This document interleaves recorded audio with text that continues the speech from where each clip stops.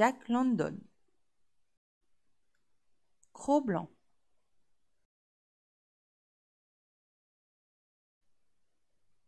La servitude.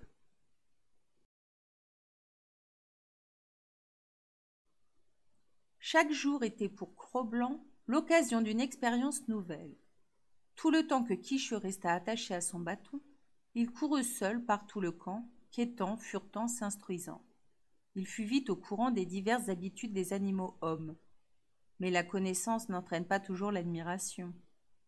Plus il se familiarisa avec eux, plus aussi il détesta leur supériorité et redouta leur pouvoir mystérieux qui, d'autant qu'il était plus grand, rendait plus menaçante leur divinité.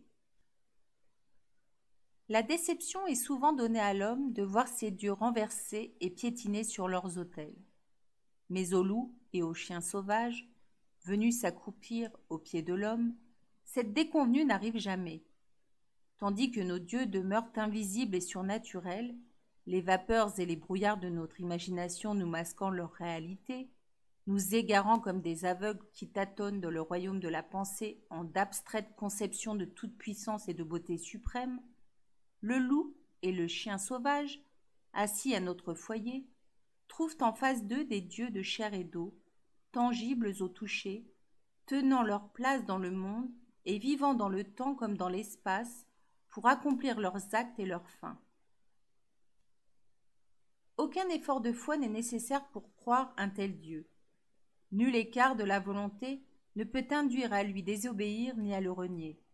Ce Dieu-là se tient debout, immuable sur ses deux jambes de derrière, un gourdin à la main, immensément puissant, livré à toutes les passions, affectueux ou irrité selon le moment, pouvoir mystérieux enveloppé de chair qui saigne parfois à l'instar de celle des autres animaux, et qui est alors plus savoureuse qu'aucun autre à dévorer.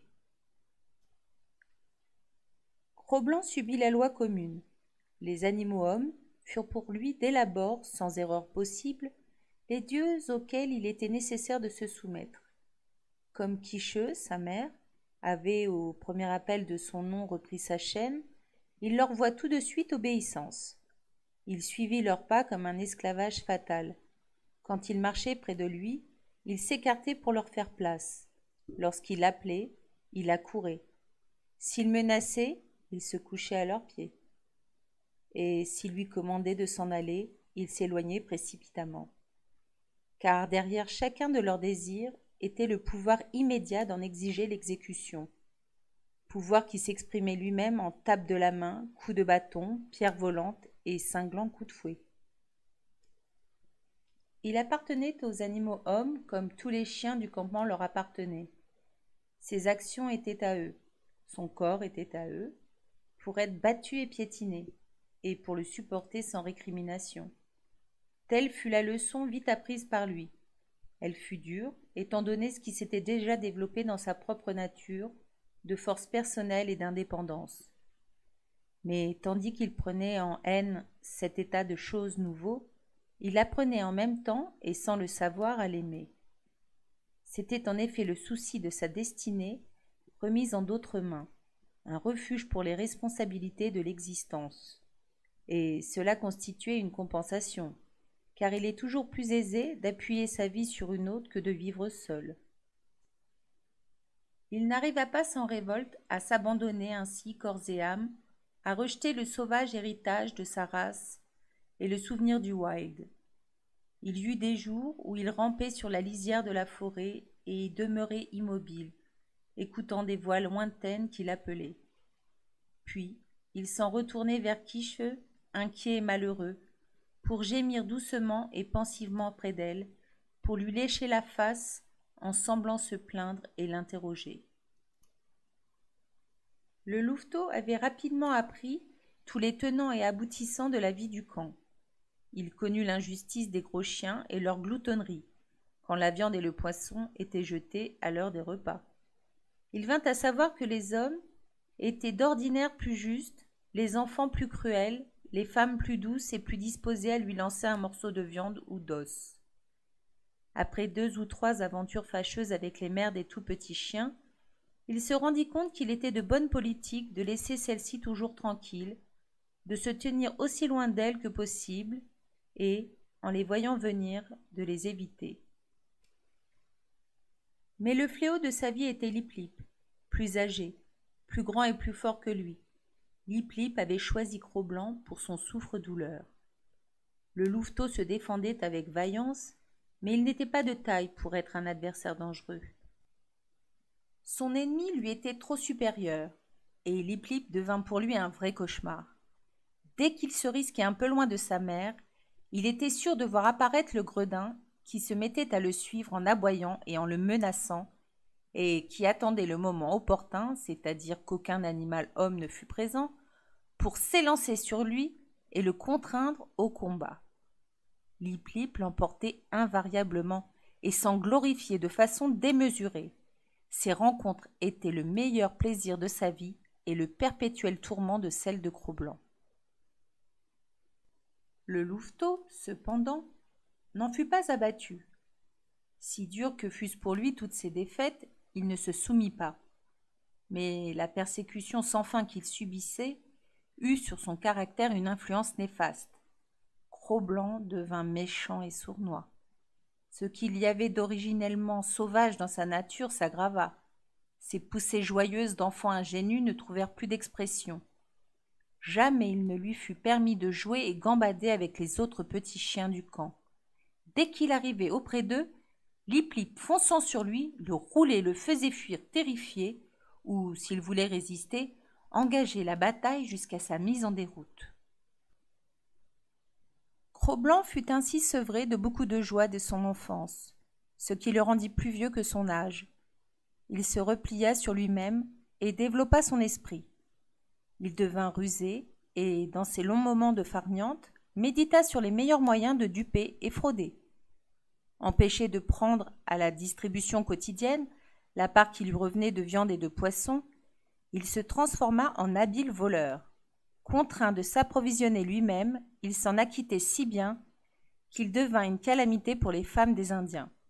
Il apprit à ramper dans le camp comme un serpent, à se montrer avisé, à connaître en toute occasion la meilleure façon de se conduire, à s'informer, par la vue ou l'ouïe, de tout ce qui pouvait l'intéresser, afin de n'être point pris ensuite au dépourvu, et aussi à recourir à 1000 artifices pour éviter son implacable tyran.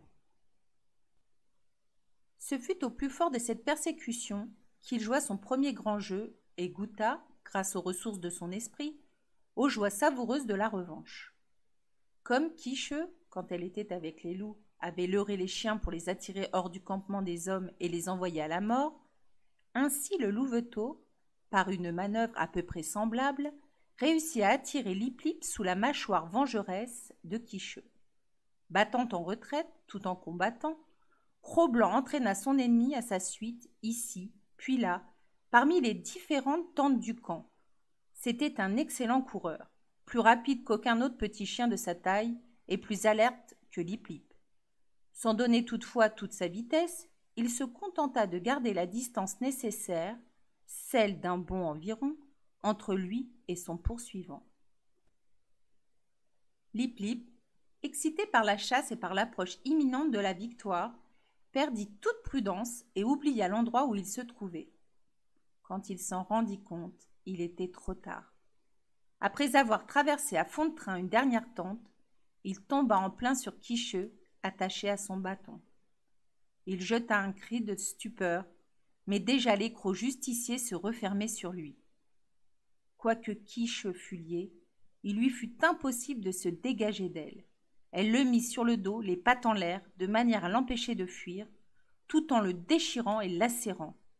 Quand il parvint enfin à se rouler hors de sa portée, il se remit sur ses pieds en un affreux désordre, blessé à la fois dans son corps et dans sa pensée. Sa fourrure pendait autour de lui en touffes humides que les dents baveuses de la louve avaient tordues. Il demeura là où il s'était relevé et, ouvrant largement sa petite gueule, éclata en une longue et lamentable plainte de chien battu. Mais il n'eut pas le temps d'achever sa lamentation. Cro-Blanc, fondant sur lui, planta ses crocs dans son train de derrière. Il n'avait plus de force pour combattre, et honteusement se sauva vers sa tente, talonné par son ancienne victime qui s'acharnait à ses trousses. Quand il eut rejoint son domicile, les femmes vinrent à son secours, et le louveteau, transformé en démon, fut finalement chassé par elle en une fusillade de cailloux. Le jour vint où Castor Gris, décidant que Quicheux était réhabitué à la vie des hommes, la délia. Cro-Blanc fut ravi que la liberté fût rendue à sa mère. Il l'accompagna joyeusement au milieu du camp, et, voyant qu'il demeurait à ses côtés, Lip Lip conserva entre eux une distance respectueuse. Le louveteau avait beau se hérisser à son approche et marcher en raidissant les pattes, Lip Lip ignorait le défi. Quelle que fût sa soif de vengeance, il était trop sage pour accepter le combat dans de telles conditions et préférait attendre le jour où il se rencontrerait à nouveau en tête-à-tête avec Cro-Blanc.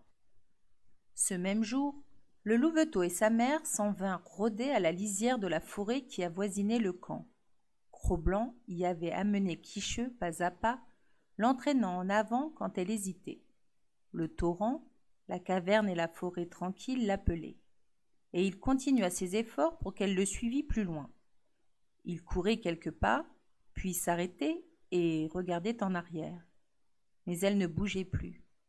Il gémit plaintivement et gronda en courant de droite et de gauche sous les taillis. Puis il revint vers elle, lui lécha le museau et se reprit à courir loin d'elle. Elle ne bougeait toujours pas. Alors il rebroussa chemin et la regarda avec une supplication ardente de ses yeux, qui tomba quand il vit Quicheux détourner la tête et porter sa vue vers le camp.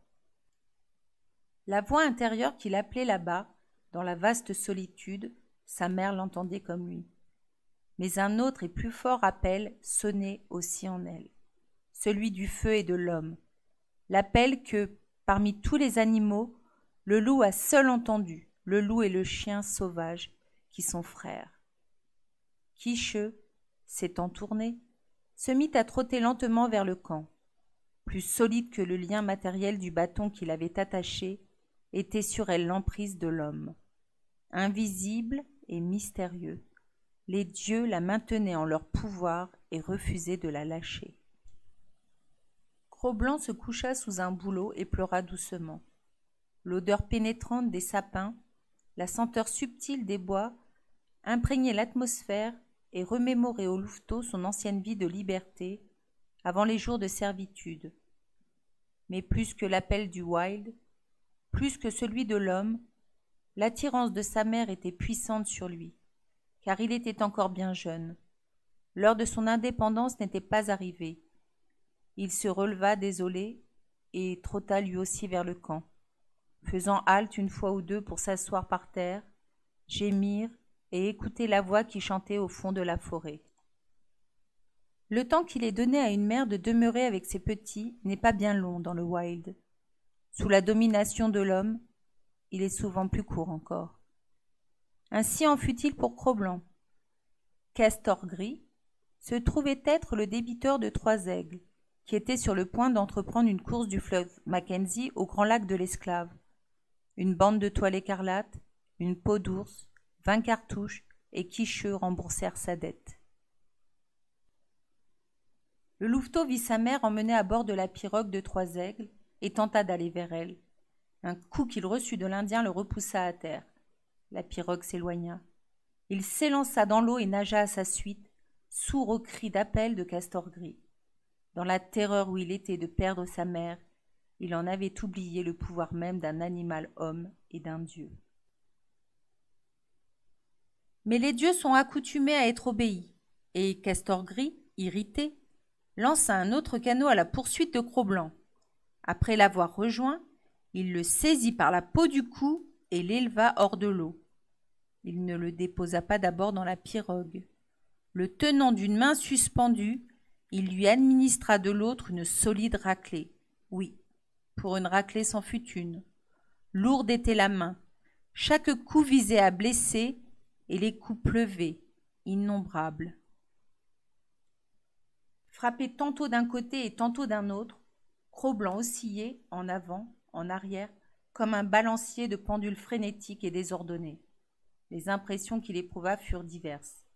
À la première surprise, Succéda l'effroi, pendant un instant, au contact répété de la main qui le frappait. Mais la peur fit bientôt place à la colère. La libre nature du louveteau prit le dessus.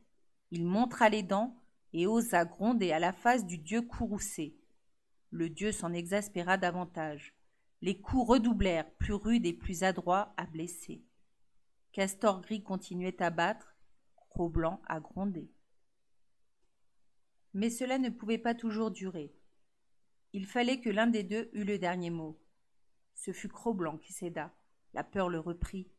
Pour la première fois, il connaissait véritablement la main de l'homme. Les coups de pierre ou de bâton qu'il avait eu déjà l'occasion de recevoir étaient des caresses comparées aux coups présents. Il se soumit et commença à pleurer et à gémir. Durant un moment, chaque coup tirait une plainte de son gosier. Puis son affolement grandit et ses cris se succédèrent sans interruption, leur rythme ne gardant plus aucun rapport avec celui de son châtiment. À la fin, l'Indien arrêta la main qui frappait. Le louveteau pendait à son autre main, sans mouvement, et continuait à crier. Ceci parut satisfaire Castor gris, qui jeta rudement Cro-Blanc au fond de la pirogue. La pirogue, durant ce temps, s'en était allée au fil de l'eau. Castor gris s'avança pour prendre la rame. Le louveteau était sur son passage. Il le frappa barbarement de son pied.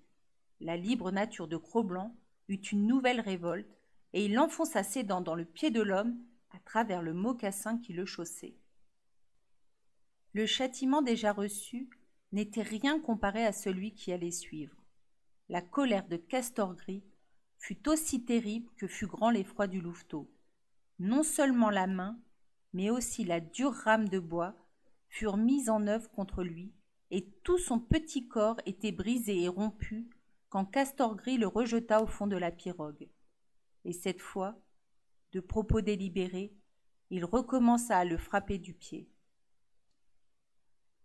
Cro-Blanc ne renouvela pas son attaque. Il venait d'apprendre une autre leçon de son esclavage.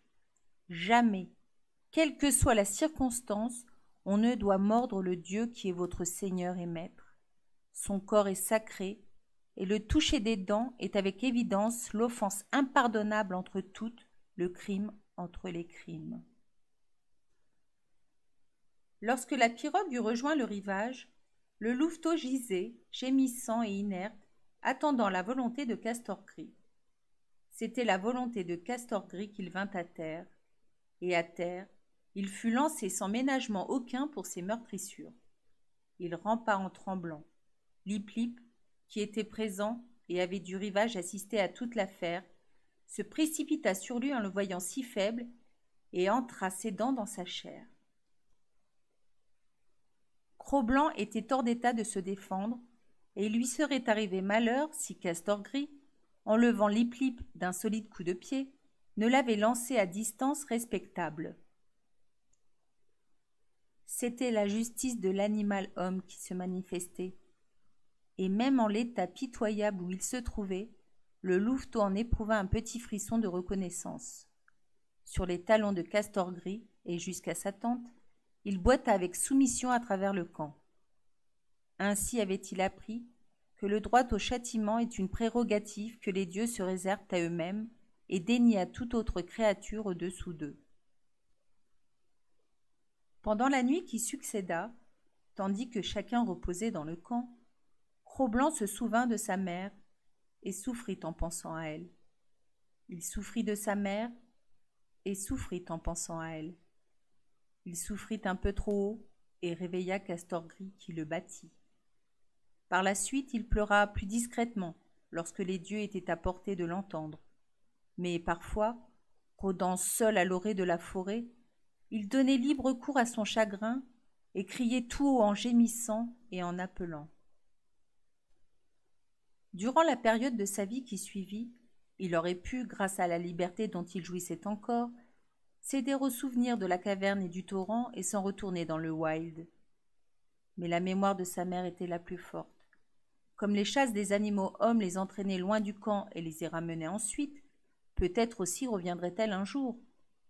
Et il demeurait en esclavage, en soupirant après elle. Esclavage qui n'était pas entièrement malheureux, car le louveteau continue à s'intéresser à beaucoup de choses. Quelque événement imprévu surgissait toujours, et les actions étranges auxquelles se livrent les animaux hommes n'ont pas de fin. Il apprenait simultanément comment il convenait de se conduire avec Castor Gris. Obéissance absolue et soumission en tout lui étaient demandées. En retour, il échappait aux coups et sa vie était tolérable. De plus, Castor Gris lui donnait parfois lui-même un morceau de viande et, tandis qu'il le mangeait, le défendait contre les autres chiens. Ce morceau de viande prenait, pour Cro-Blanc, une valeur beaucoup plus considérable qu'une douzaine d'autres reçus de la main des femmes. C'était bizarre, mais cela était. Jamais Castor Gris ne caressait, et cependant, était-ce l'effet du poids de sa main et celui de son pouvoir surnaturel, ou d'autres causes intervenaient telles que le louveteau ne réussissait pas à se formuler? Il était indéniable qu'un certain lien d'attachement se formait entre Cro-Blanc et son rude seigneur. Sournoisement, par des voix cachées aussi bien que par la force des pierres volantes, des coups de bâton et des claques de la main, les chaînes du louveteau rivaient autour de lui leur réseau. Les aptitudes inhérentes à son espèce, qui lui avaient dès l'abord rendu possible de s'acclimater au foyer de l'homme, étaient susceptibles de perfection. Elles se développèrent dans la vie du camp, au milieu des misères dont elle était faite, et lui devinrent secrètement chères avec le temps. Mais tout ce qui le préoccupait encore pour le moment était le chagrin d'avoir perdu Quicheux, l'espoir qu'elle reviendrait, et la soif de recouvrer un jour la libre existence qui avait été la sienne.